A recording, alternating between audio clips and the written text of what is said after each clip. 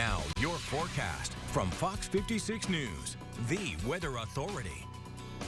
Well, good evening and welcome back in. Keeping an eye on radar this evening because we do have a threat for some severe weather tonight. We're seeing that most of the area is in the clear from storms at this moment. Earlier today, we did have one tornado warning for Russell County. Thankfully, it turned out to be nothing. But as we continue through tonight, we still have the chance for some strong to severe storms in the mix. You can see some flooding alerts coming up for us here closer to Louisville with some stronger storms there. A lot of tornadic activity in southern Indiana. All of those storms moved up out of western Kentucky as the remnants of Beryl continue to move through. We're still going to have that threat here for the rest of this evening. Now, we haven't seen a lot of activity, but we still are under a tornado watch until midnight. Harrison, Bourbon, Clark, Madison, Rockcastle, Pulaski, and McCreary counties, that is the farthest east it goes. Everything to the west of that, inside that watch, at least until midnight here for our Fox 56 viewing area. Now, as we continue to look at the Storm Prediction Center's highlighted area, the best chances for severe weather are going to be in that orange shaded region there. Level 3. That's where most of the activity is happening now. We're still in a level 2 risk even into the Lexington metro, and then central and portions of northeastern Kentucky inside the level 1 risk for tonight. And again, this is because of a lot of spinning within the atmosphere, wind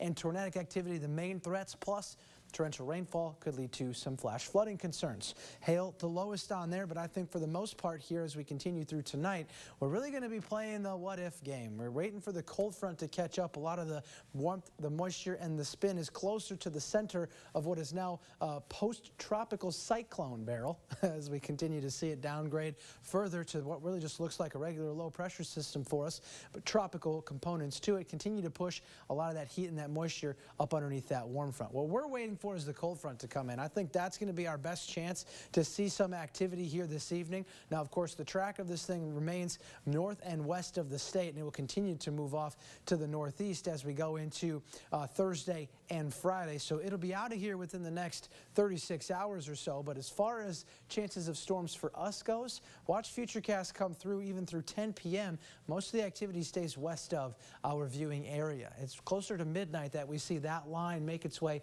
here. Good chance for some showers, maybe some strong thunderstorms still, but that's post-midnight.